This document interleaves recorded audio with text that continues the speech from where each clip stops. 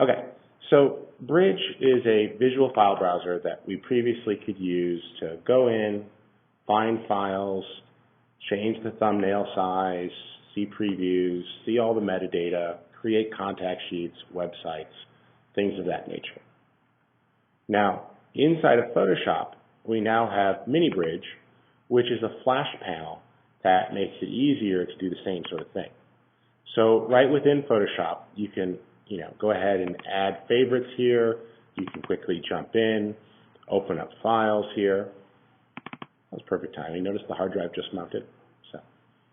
And we can go in here and see our content. So this makes it easy, seeing the metadata right here, being able to jump back to recent files or recent folders that we used, being able to assign star ratings to clips. You see there, we can actually go ahead and rank them.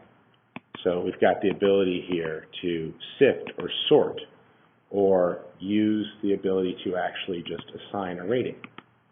We can go ahead and quickly place this right into a Photoshop file, or do a batch process. Select multiple images here. Change the way that we view the content. See this as just thumbnails. And again, as you quickly see, this makes it a lot easier to browse your files rather than, say, the standard file navigation services box, right? I'm guessing that for most of you, visual browsing is a lot easier than list-based browsing, okay? Now, we can quickly get in here. We can also invoke things like a slideshow. So if you want to review images and see everything you have loaded in a folder, you can do that. Just sort of look through and let it play. And that's useful. Just hit the escape key to get out. Or, like I said, you can go in here and actually just, select your clips and assign ratings as necessary.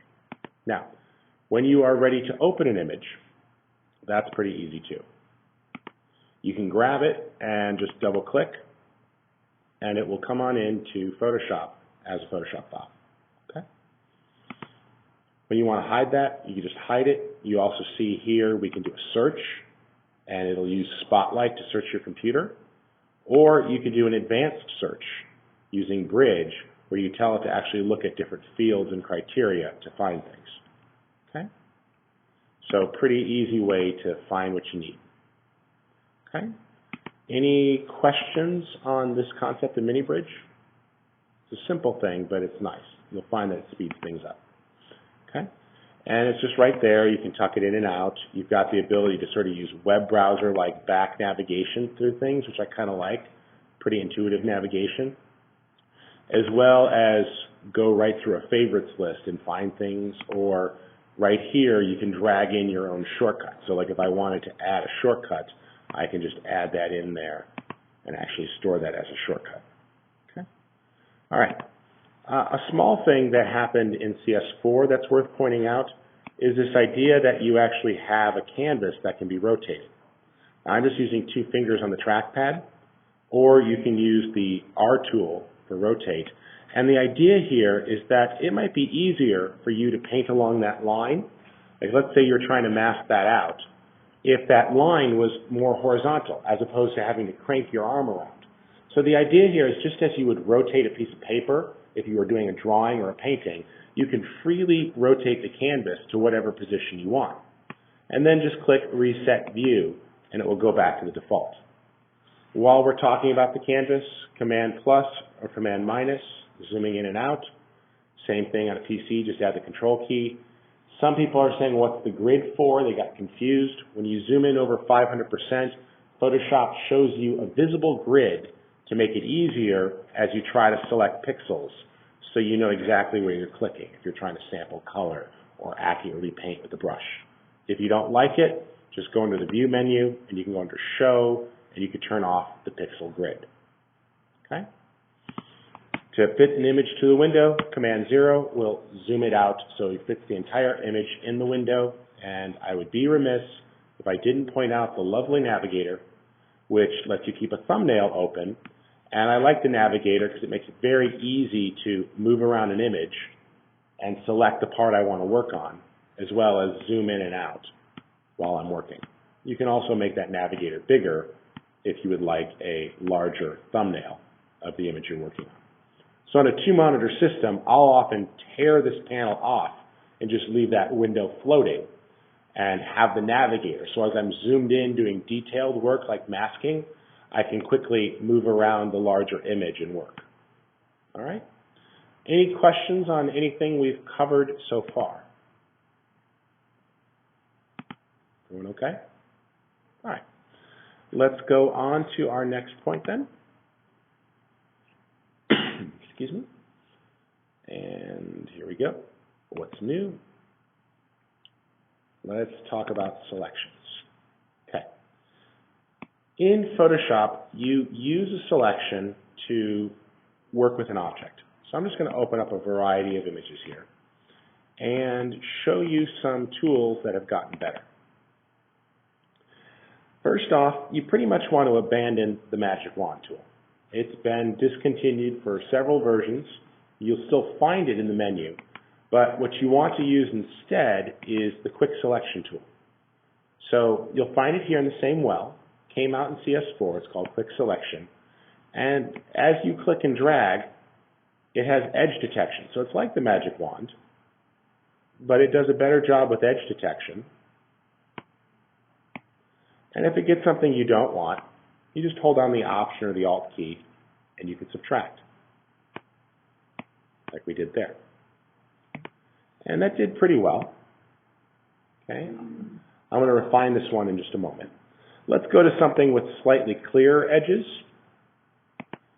and you'll see that it does a really good job. To subtract, Option click. See how easy that was to select something? You know, when there's decent contrast, it finds it. Now, with all selections, this came out in CS4, but it got better in CS5, you have the Refine Edge command, which shows you the selection and allows you to do things like apply a radius or use Smart Radius, which is new in CS5, to automatically reanalyze the edges and clean it up. You can smooth things out a little bit and add contrast to tighten up any of the lines, and then shift your edges in and out to further choke them out. Let me back that contrast off just a little. That's pretty good. I can tell it to decontaminate spill at the edges, and we can view this over different colors, such as see it on black or white or as a mask or over the layer itself, making it easier to analyze my edges. When I'm happy with it, I could choose to go ahead and make a new document or just a new layer with the layer mask applied. And when I click OK, it will duplicate that layer and mask it for me automatically. Remember, masks can be turned off and on by simply shift-clicking. A mask is a non-destructive way of erasing something. They're down here at the bottom of the Layers panel. Okay? Masks are far better than the Delete key because masks let you change your mind. Masks let you go back and refine things. Masks let you have clients that won't drive you absolutely batshit, okay? Because you can make changes. So that's the benefit there of the mask. And I think you see that, you know, had I not been talking, that would have been a 20-second job. Now, one of the things that got better in CS5 is dealing with tough edges like hair. So when I click Refine Edge here, you know, that's only so-so, right? It kind of looks like you chopped it off with a pair of scissors. But if we say Smart Radius, and I adjust that, it's going to analyze those edges and pick up the hair. Do you see what it just did? And then if you want to, you could paint over the edges with the paintbrush, and it will analyze those edges manually. And if you say, oh, that went a little too far, just hold on the Option key and tell it where you didn't want it to analyze or subtract, and it will fill that back in. So you can use a nice small brush and just paint over any fine edges like hair, and it will analyze the edge and find variable transparency. There we go. I'll paint with the Option key there a little bit on the center of the ear so it doesn't do that part. Paint in a little bit here along the cheek, but do go along that outside edge. And you see how it analyzes and detects the hair. Let's paint in a little bit here. And I'll option paint just a little bit. And you see how you can manually force it to fix the edge. There we go. Pretty good. We'll say go ahead and make that a layer mask. And there you go. And remember, once something is masked, you can always go to the Masks panel and just click Mask Edge, and you're right back into that same window. And you can further refine the mask after the fact. I could say, oh, put a little more radius in there. And, feather that a bit and just expand that outward, just a tad. Great. And decontaminate any colors at the edge for the background spill showing through the hair. And do you see what a good job we did there of extracting that object from the background? That's the ability of the Refine Edge command, which got significantly more powerful in CS5, specifically for tasks like glass, hair, and feathered edges, where you've got partial transparency and really, really fine detail. Are there any questions about that command? It's available for any selection, so you make your favorite selection however you want, and then just click Refine Edge. Okay? Do you like that? Does it work for you all? Okay. So, and remember, that's non-destructive. So that's the benefit of the layer mask there, is that, notice here, this is the initial results I got, a little choppy. I invoked it in back under the Mask Edge window, and see how I was able to refine that even further and got better hair. So sometimes you don't nail it the first time, and it's when you go back through and you run it again and you let it reanalyze that edge, it sort of keeps building it up, and it does it non-destructively, giving you just really great transparency. Let's show you how that works here. Let's find a picture that we can put the bear into really quick. I wish I had a better bear background, but we'll find something real quickly here. It's in the options bar, or it's under the select menu, and it's available after you've made any selection. Okay? Let's see here. Do I have a background? I think I do. Good, we'll use this. Forgive the bad joke, but the bear is about to go over the mountain. Okay. For the parents in the room. There we go. Just open it up. This is a raw file, so it takes a little longer to open. We'll talk about raw more in a moment here. That's good. And another thing that a lot of people don't realize is you have the ability here to quickly change the number of viewable documents you see, such as 6 up, which makes it a little bit easier when you need to drag from one document to another. Right here in the options bar. So I can drag from one to the other, like I did there. And then we'll just go back to 1 up. Now, different resolutions, obviously, but not too bad. And if necessary, you can say, oh, there's a little fringe there. Just select the mask and simply tighten that up a little bit. And tell it to decontaminate colors if necessary. Okay. So you can go in and you've got great flexibility there for cleaning things up. And remember, it's a mask. So if necessary, you can click on the mask and just simply paint with the black or white paintbrush and add or subtract as needed. But I think it's a pretty good tool, and it's gotten significantly better with the new version. Okay. Quick selection tool again. Selections aren't just about cutting things out. A lot of times you might want to make a selective adjustment. So I might say, you know what, I really want to make this skull pop a little bit, but I don't want to brighten up the background at all. So by making a selection, as I did here with the quick selection tool, there we go, hold down the shift key.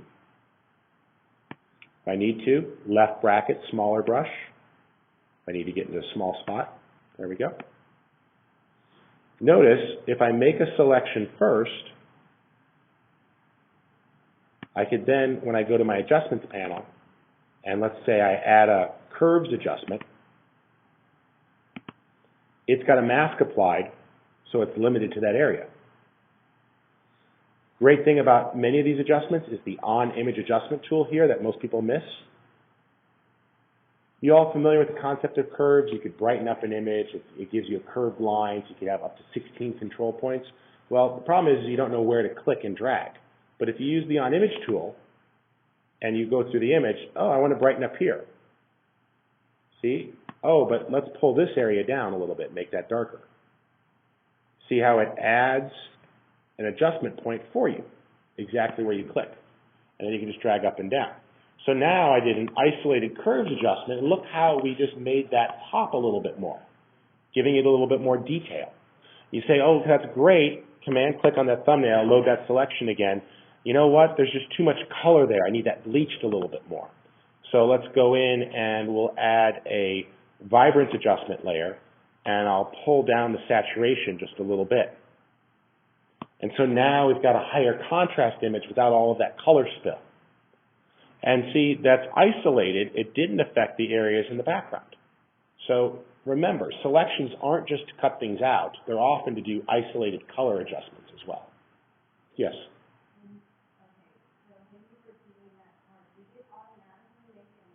Yes, if you have a selection before you apply an adjustment layer, it's masked.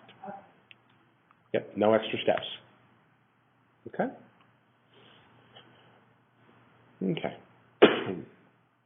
All right, let's go forward. Actually, before I forget, one command that people miss all the time that is not new, and it's depressingly so not new that it's been there since Photoshop 2, not CS2, 2, is the select color range command, which allows you to say, pick an individual color, such as all the yellows in the scene, or go ahead and sample a color, and you could hold down the Shift key to add.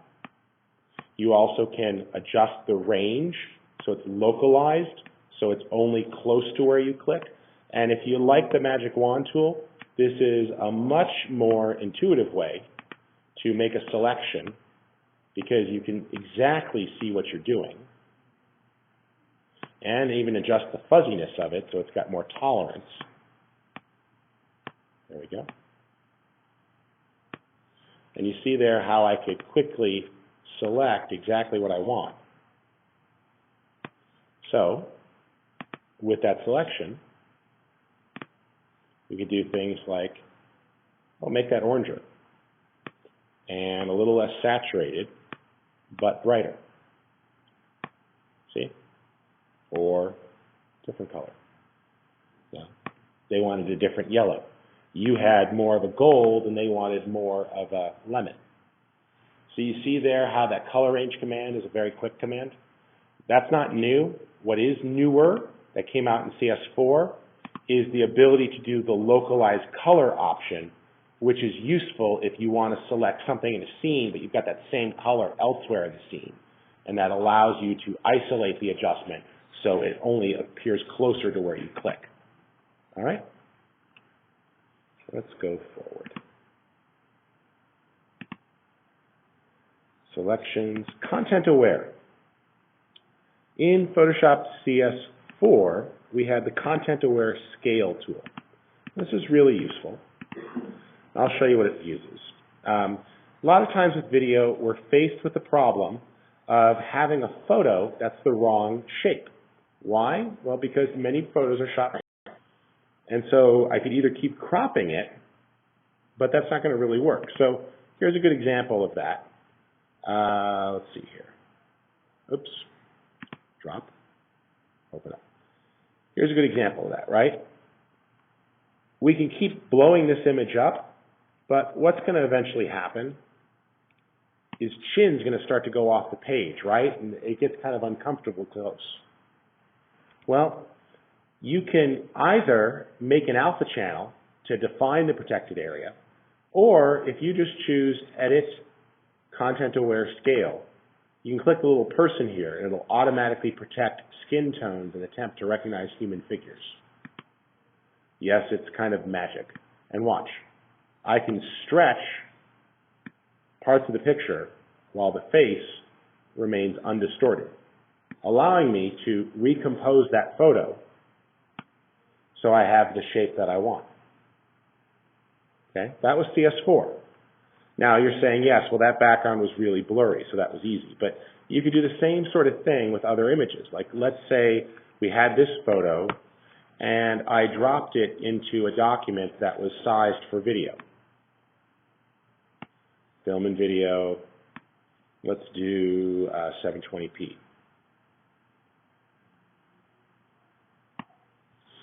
And I paste that in, and Command-T for free transform.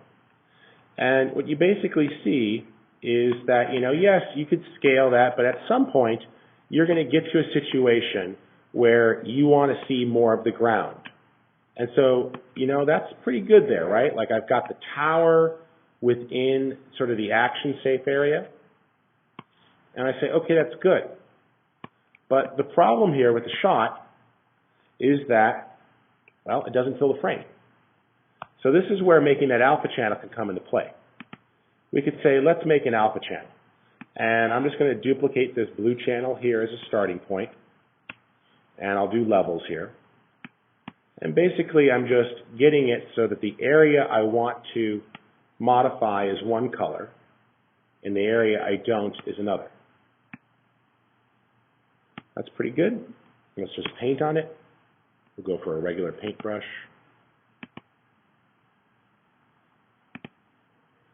And there we go. Normal brush tool. Paint with some black. And we're just painting in the area that we want to protect. Now I'm doing this pretty quickly, but you can use a soft edge brush, but you see how we're basically creating a matte, just like you would do a garbage matte for a keying job or maybe a chroma key job. There we go. And I'm just going to paint that in, and that's good. And outside of there, I'm just going to paint with white.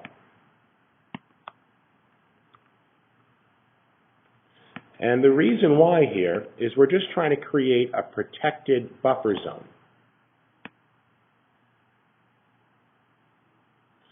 Do you guys understand what we just did here? The black area is defining what's not going to be modified. Does that make sense to everyone? And it's just got a nice soft edge to it, so that's fine. Okay, we'll call that mask. Turn the rest of the layers on, turn that off. And now we could say edit, content aware scale, make sure the layer is selected, channels, RGB selected, there we go. Edit, content aware scale. I could tell it to protect the mask. Now depending upon if I drew it right or wrong, I drew it wrong, so it's easy enough. Just select it and hit invert. And now it should be fine. Protect the mask, uncheck the person.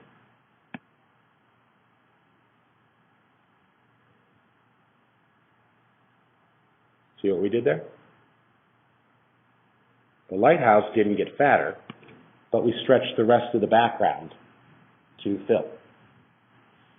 Okay? So it allows you to isolate areas and to stretch other areas. Now that was a giant stretching, so yes, you could probably see that. But think of the number of times that you have a photo that you just end up with some gaps around the edges and you want to force it to fit a video canvas. You can do that. And it allows you to protect areas that don't get modified. Now that's cool, and they took it a step further in CS5 with content-aware fill. So let's fix this picture here. First off, I'm going to select the eyedropper tool, and I'll go in and I'll choose the ruler tool, and I'll find a straight line and measure it. One of the things they put in CS5 is the ability to just click a straighten button, and it will straighten and automatically crop the image if you measure a little straight line using the measure tool. So now that picture's straight. Quick selection tool. Let's select the person I don't want.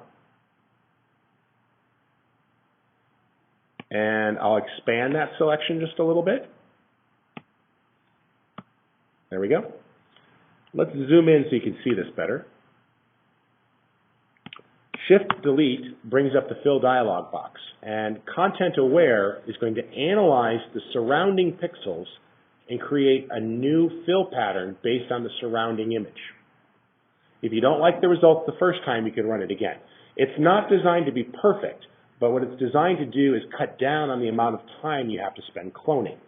But sometimes it does pretty well, all on its own. So it's going to analyze those surrounding pixels and create a whole new pattern based upon the color, the tone, and the texture.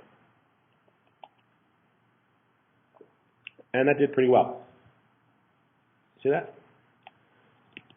We can, there's a little bit of a line there. I could fix that just real quickly. Clone stamp, 30% opacity, a little bit of brush, done. We could do that same sort of thing here. Like I've used this to remove date time stamps from photos that, for clients who have those turned on for all those pictures in the 80s when camera manufacturers thought that you obviously wanted to have a time date stamp on your pictures. But, here, we could just select this thing right here. Let's just grab the lasso tool, and I'll say, oh, let's get rid of this bench. For best results, we'll feather that a little bit.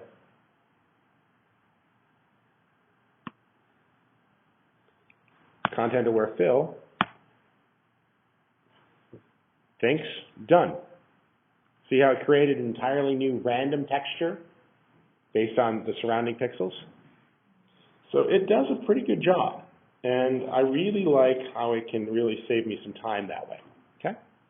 So that's content-aware, and to finish this out, a lot of times with video pictures, you want to, boost the saturation, but the problem with saturation is that skin tones will go red or orange. A better adjustment is the vibrance adjustment, which has its own saturation slider, but notice how this saturation slider did not make things as orange.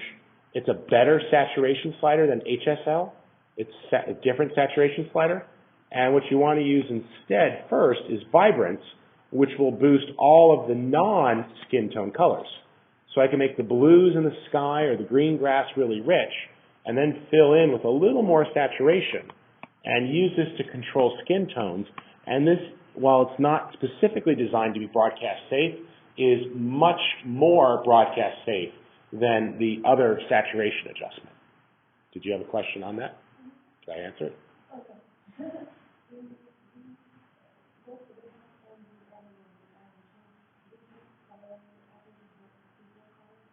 Yeah.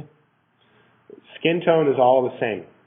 Even though basically skin tone, if you look at like a vector scope, there's the flesh line. I don't mean this to sound like hokey, but we all have the same color blood.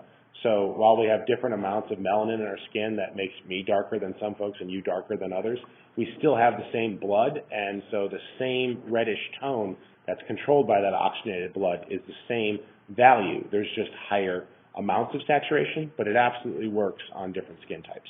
And so you want to use vibrance. Okay? One last question, then I'm going to keep moving forward.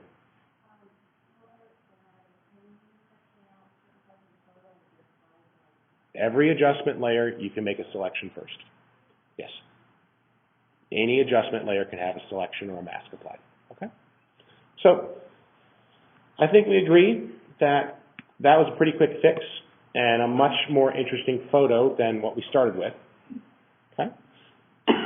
And that, particularly is useful, vibrance again, for a video workflow to make the colors pop without getting into broadcast safe or issues where the red is going to overly vibrate on you. Okay? And let's go forward. And we are into HDR. Now, HDR has really two purposes. Many people use HDR as a stylistic thing. And so it's possible to take an image and apply HDR toning to a single image. And what this does is allow you to, using different presets, boost the contrast. Here's like a high contrast black and white look, or do things like a photorealistic higher contrast image. And you see you can add in additional detail, and it basically boost the dynamic range of an image, giving higher contrast to an image. And there's presets, but you can, many people, add a lot of glow, and you've seen this look before, sort of a movie poster or advertising look. That's HDR as a look. Like I said, I'll often use this for a black and white type look, and I find that it's a nice way to quickly sort of convert my images. And let's just play with the gamma there a little bit, tone that down. There we go. I find that's a nice way to do a high contrast black and white if I want to create a show bumper or, quickly stylize a bunch of images so they look different than the images used in the body of a show. But where this really comes into play is the ability to capture a wider range. So as you see here, I have a scene that was shot. Let me find it. Is this the right one? That's pretty good, but let me do this one. This is better. And I have a scene. This was done handheld. Ideally, when you shoot HDR, you have the camera on a tripod. In this case, I was handheld, bracing against a telephone pole. And I was shooting a scene as it was dusk. The problem with that is that I can either shoot to expose the sky, or I could shoot to expose the shadows. But I couldn't capture that in a single exposure. Where this comes into play for video is if you are making background plates for chroma key, you can get much better background plates this way. Fire it off. You turn on bracketing on your camera, and it will shoot basically 3 or 5 exposures, underexposing and overexposing the same scene, and does it in a quick burst mode. And what that allows you to do is you could select multiple images and then actually tell it that you want to go ahead and create those. So let's just merge this here. Which button is it? That's fine. I want, where are you?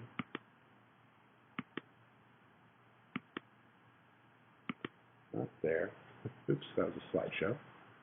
So they can be a little bit cumbersome, which is what it's stuck doing now. It's trying to create a slideshow out of some 6 very large files. But you see there's the shadows exposed for, but the sky totally blows out. There's the sky exposed for, okay? We can merge those together. So with those images selected over here in Bridge, I could quickly just say Tools, Merge to HDR. Tools, Photoshop, Merge to HDR Pro.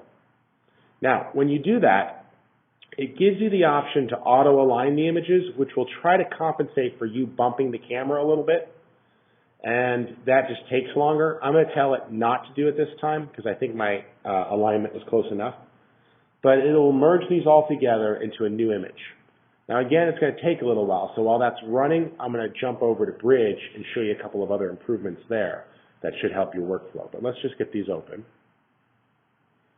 Takes just a second. And it's going to open up every single image, and then it's going to bring up that dialog. So while that runs, let's switch over to Bridge and talk about a couple of other things.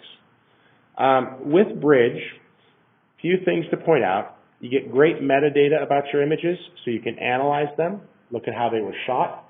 You also get some really useful abilities to do things under the Output tab. That includes the ability to create a slideshow, a PDF, or a web gallery.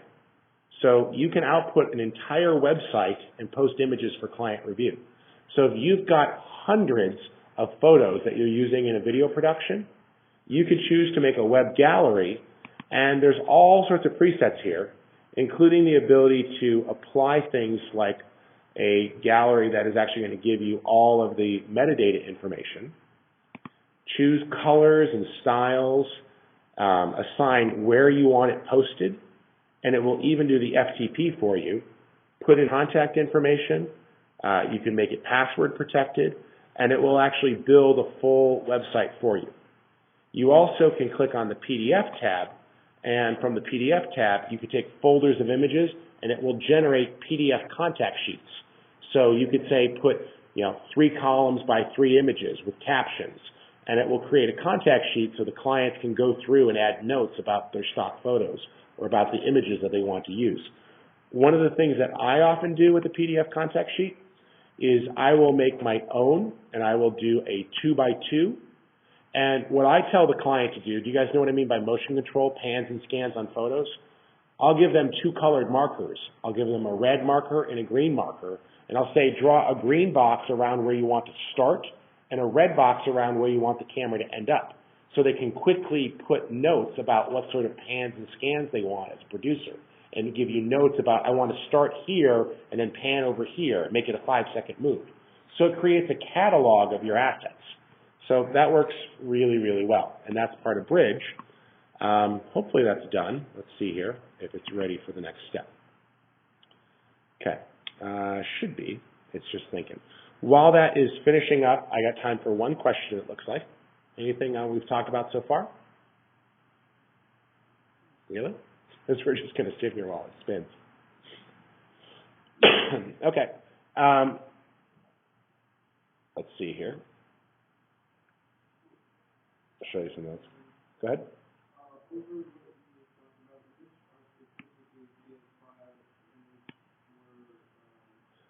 The output modules were CS4. The merged HDR Pro is CS5. Okay. So the making a website and the contact sheet is all in CS4. Making a high dynamic range image where you've got toning and the ability to merge exposures is CS5. There was an HDR feature in CS4. It really kind of sucked, so it got better. Now, my laptop's getting a little anemic here. I may have to abort this. We'll see if it finishes. I threw some pretty tough images at it, and I've got a lot of things open. So while that's going, we'll go on to the next thing here. Of course, as soon as I turn my head, it will open. But let's see what it says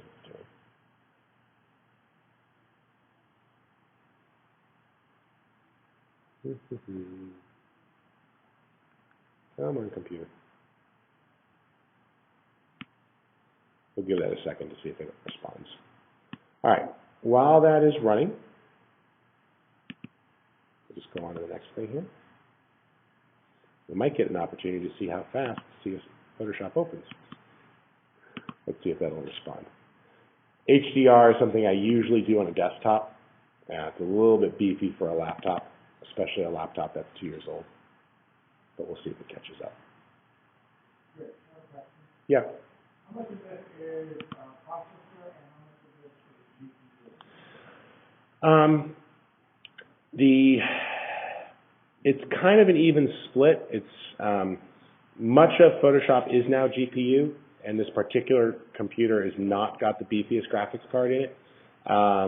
But what it's doing with the HDR is actually fairly processor intensive. GPU speeds up zooming and panning and resizing and screen refreshes. So things that involve the screen updating are GPU and moving around in certain filters. I'm going to quit and open back up. Let's see what it does. There you go. Let's relaunch. It really like 54-bit?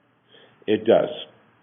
Yeah. CS5 will only, well, you can force CS5 to run in a 32-bit mode. There's a 32-bit version that's installed with Windows, and under the Mac OS, you can do Command-I on the application and force it to boot into 32-bit. There are a few plugins that are only 32-bit, like if you were using Photoshop's Export to Video Monitor plugin, that only worked with 32-bit. Of course, that only worked with DV NTSC anyways, so it's essentially useless. But there are a few third-party manufacturer plugins that haven't caught up yet that you might have to boot under 32-bit, so you should know how to. But you take a significant speed hit when you do. All right, while that's opening up, we'll go to another image here. Selections, Content Aware, HDR, Camera Raw. Camera Raw got a huge update in CS5. And a couple things about Camera Raw to make sure we're all on the same page. JPEG is a terrible format. JPEGs were invented for distributing files, not capturing files. And we had JPEG files because when we first came out with digital cameras, storage cards were tremendously expensive. Do you all remember the days, some of you are old enough, like when you spent $9,000 for an Avid 9 gigabyte hard drive? You know, they were really expensive. I remember when they got cheap and I owned 2 IS9 hard drives. I was the shit. I could actually do my own project as a freelance editor, have one project going for a client and take it with me. And we used to work off of 18 gigabytes of storage and be able to do a full project. These days people have thumb drives that big. Well, it was the same with storage for digital cameras, tremendously expensive. But what happened is that we have the ability to use raw files which capture much more information than the camera can display at one time. So the camera sees a lot more light than the computer display can show back. And by shooting raw, it captures headroom and footroom. So basically you have a wider range of exposures contained within the same digital file. So for example, if you were to shoot, and this is why everybody is so thrilled about the concept of raw video, if you wonder why people are such pixel munchers, it's this. See, imagine if you shot a photo or a video this way, right? Most of you would completely write this file off. But the thing is that because it was shot raw, all of that information was still inside the file. So I was able to recover that with one click with an auto analysis. So what does that mean? Well, it means that images that kind of look flat can be brought to life a little bit. I could pop the vibrance in the sky. I can go ahead and add some selective contrast with clarity. I could put in a little bit of fill light to brighten up the shadows and further recover the blown out sky so the details in the clouds come back through. And I could put a little bit of crispness in the blacks. And look at how the camera caught it versus how I developed it. See, all that information is in the raw file. And it's only when you click open or if you place it, then that comes through. Plus, the original raw file is never modified. Raw files are 8 to 10 times bigger for a reason. They have much more quality inside of them. Okay? So they just allow you greater flexibility. So for example, I can go ahead and add some fill light to bring up the area underneath the awning and then recover the area outside of the awning. I'll underexpose just a little bit to bring back even more. And we can put some vibrance into that sky.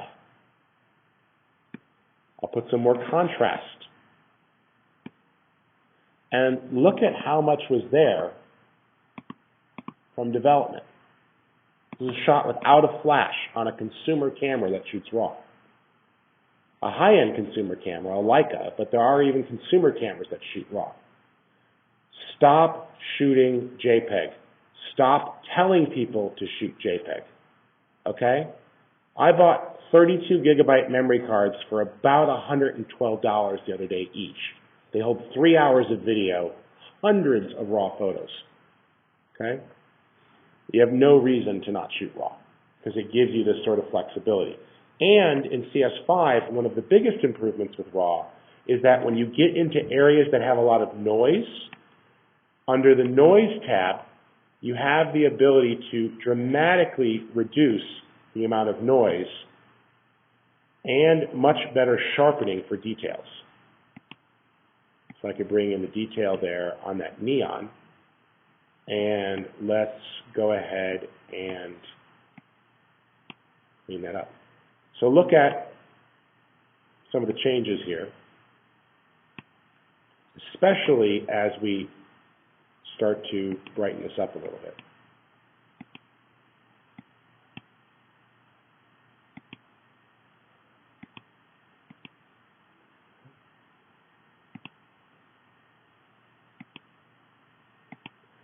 So as I brighten up some of those shadowy areas, and let's just re-white balance real quick. Find something white. Oh, that'll be a little tough. We'll go for that. Look at the shadows. You've got the ability to go in there and you can get rid of the noise with that noise reduction tab. See, without any reduction, can you guys see all that grain there in the image on the projector there? That's coming through, right? Look at how it can go through and clean up all of those that noise in the flat areas. Yet you could still sharpen on top of that so you're not blurring the entire image. So that's a sizable, let's go back here to the main tab. That's a sizable change in a picture that was just shot handheld at night, not off of a tripod, under very challenging lighting situations. Okay? And you have the adjustment brush here, which lets you paint and further refine things. So you can grab the adjustment brush and you can actually say, oh, you know what? I want to go ahead and paint in some underexposure here on these bright spots. And you can actually just selectively paint in and darken down areas, or brighten areas, or add saturation or contrast. In other words, any adjustment you make can be painted, plus it has an auto mask, so it'll automatically detect edges for you, so you don't even have to be that accurate when you paint. So see how I could just further paint down that sky a little bit there? Giving me the type of exposure I wanted. And it's all non-destructive. When you hit open, the settings are stored in a sidecar file. You can crop, you could change the size by clicking right there and assign the resolution right to the image so that it opens up at the size you want. Okay? Long story short, shoot RAW. Okay? If you don't want to buy a book and you still want to know more about RAW, if you go to Scribd, S-C-R-I-B-D, there's an excerpt from the Photoshop for Video book. There's 16 pages posted up that walk you through the entire Camera Raw interface. With that said, consider a book. It's a good material. Lets you dig in deeper and look it up when you need it. All right, let's go forward. And cancel. Cancel all changes, yes. Going forward. Puppet Warp. So Puppet Warp can be used to warp an image. So for example, excuse me, here we have two images, one where it's going to be obvious why I did Puppet Warp, and then one where it's more subtle. Puppet Warp, here's what I've done here, is I've already masked the elephant out from the background, and I used the Content Aware Fill option to fill in the area behind it. Here it is. We can go ahead and choose Puppet Warp. And when I do that, one of the first things I want to do is tell it to use more points. So if you understand 3D animation or polygons, that gives you more triangles, so it's a smoother bend. You can now click to add control points. And as you add these points, it's going to allow you to selectively warp portions of an image. And so it's similar to After Effects' Puppet tool, but it can be used to do things like when your client says odd things to you like, boy, it's really rude how those elephants' legs are so spread wide. You can, and you know clients say stupid things like that. You can go ahead and you say, okay, no problem. Boy, that elephant looks out of shape. Really? All right. And, you know, we can start to pull things in. You know, oh, can you get rid of that big bulge on its back? Sure.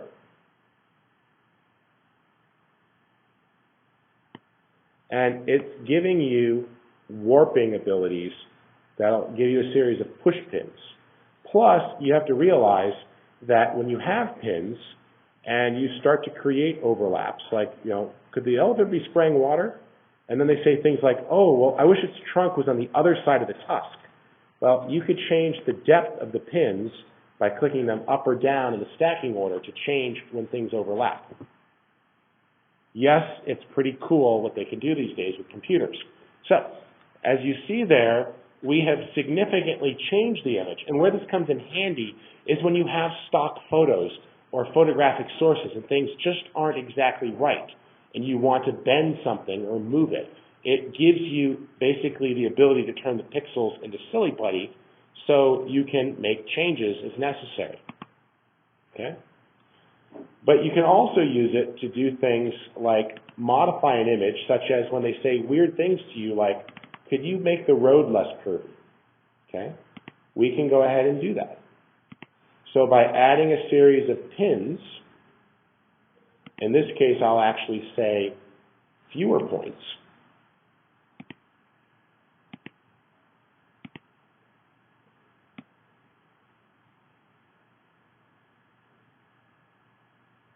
See how you can start to modify.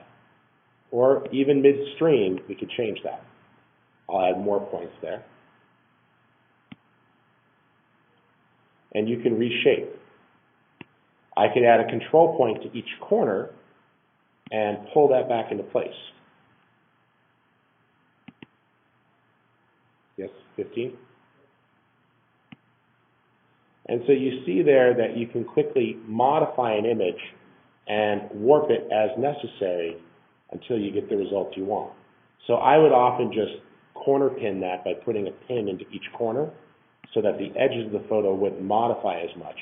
But you see there that you can get into situations where you can actually start to modify the image and force it to do what you need it to do, removing distortion.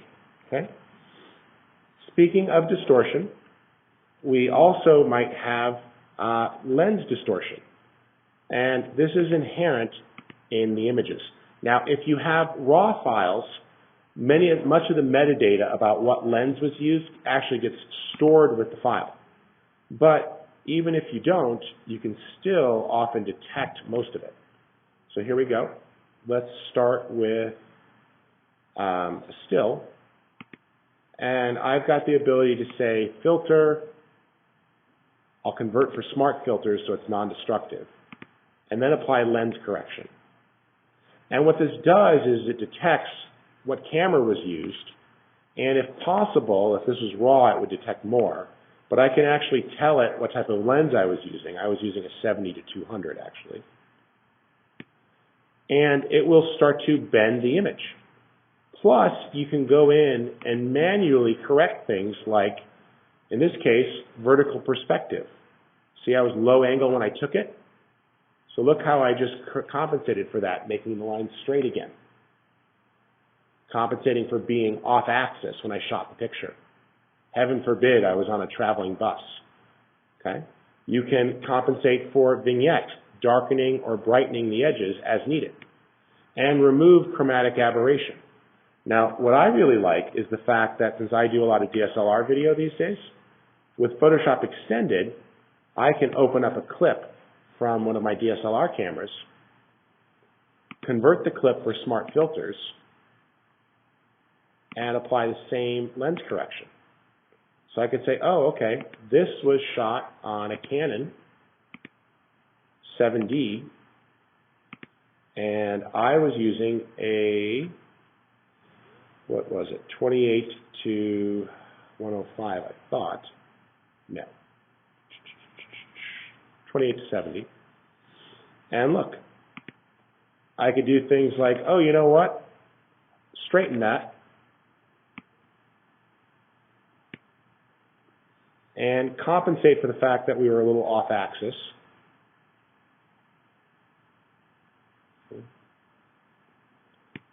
Deal with any vignetting at the edges.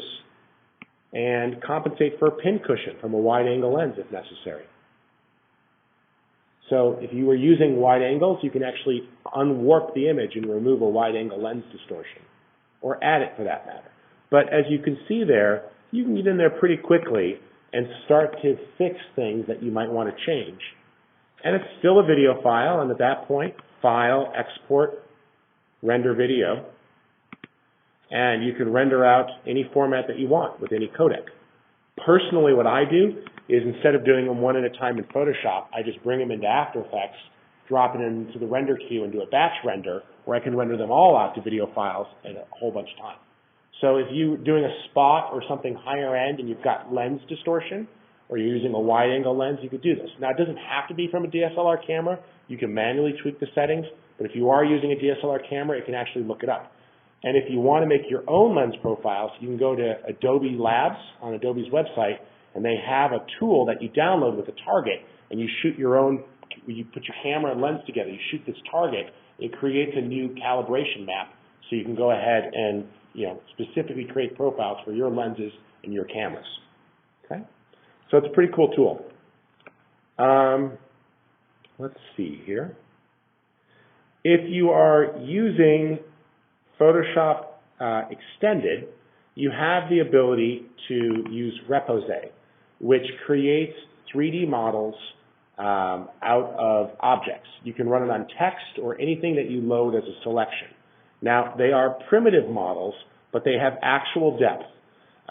Photoshop ships with some of the worst 3D presets included, but if you go to Photoshop.com, they have a downloadable pack of free textures and edges that are very, very good.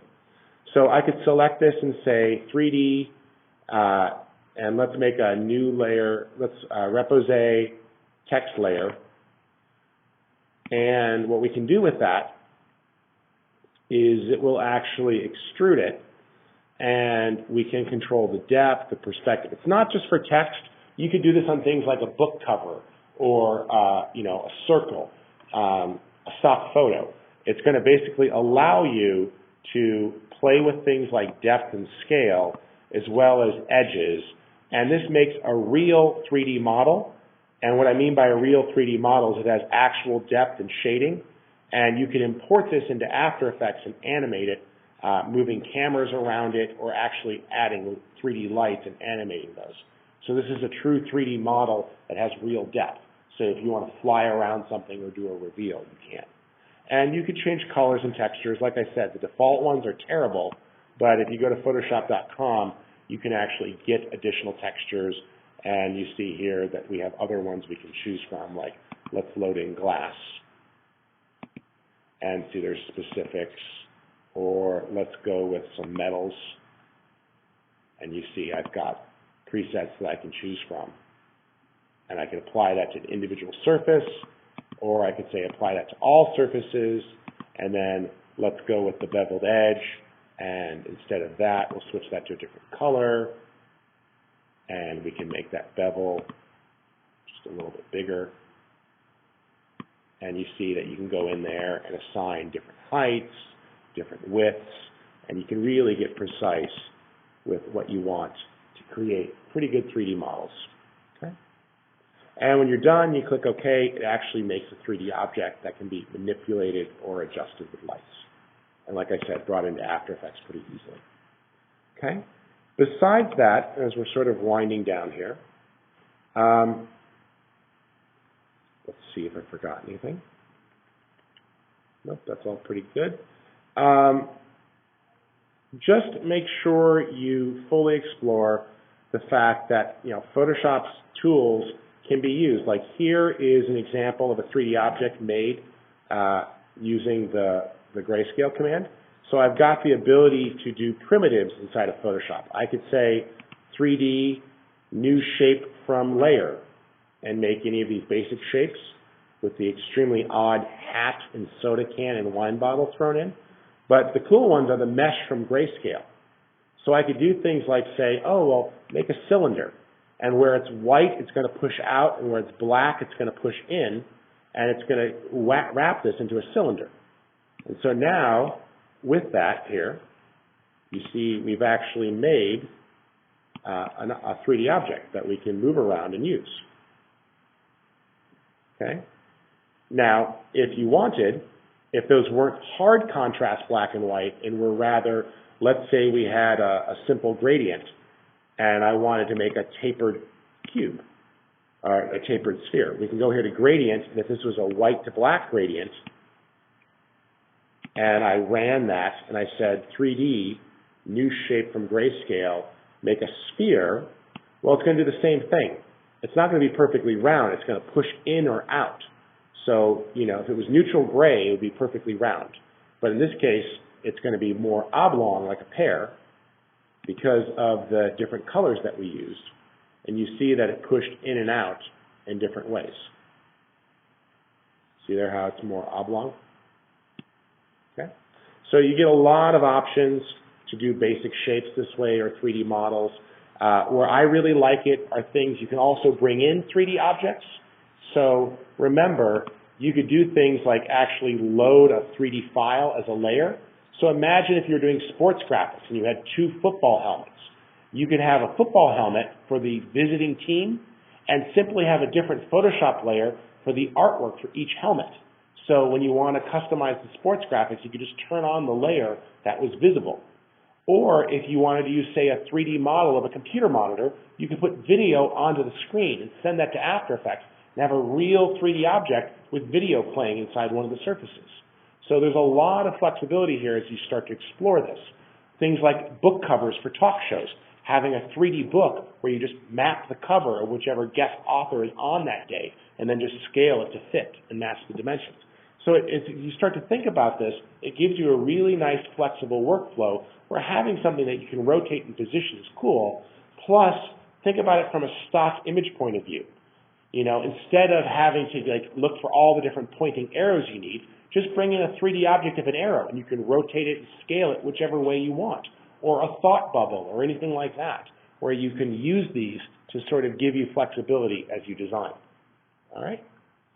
So to finish things out, there is a lot to Photoshop, but hopefully that gives you some ideas of what's new in CS5, as well as a couple of things that popped up and extended in CS4.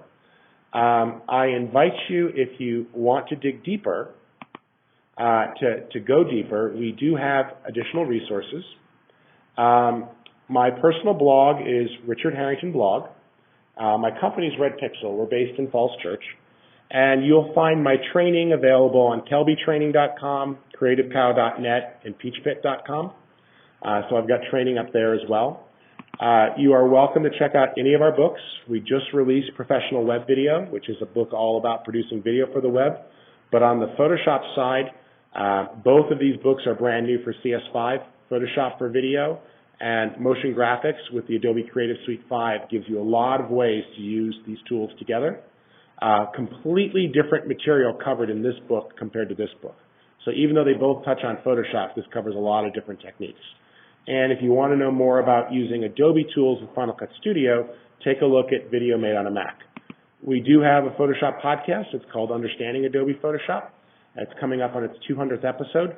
You'll also find Photoshop for video over at creativecow.net. We've produced about 100 videos there on using Photoshop for video motion graphics workflow. My blog, again, is Richard Harrington blog. You're welcome to check that out. And here is the relevant contact information, if that helps you. Thank you again for coming out. I will be teaching some more stuff tomorrow some more stuff this afternoon on using Photoshop and After Effects together at 3:45 called Motion Control 3D. So I'll see some of you then. And if not, I'll be around the next 2 days talking about DSLR video mostly and video for the web. Thanks again.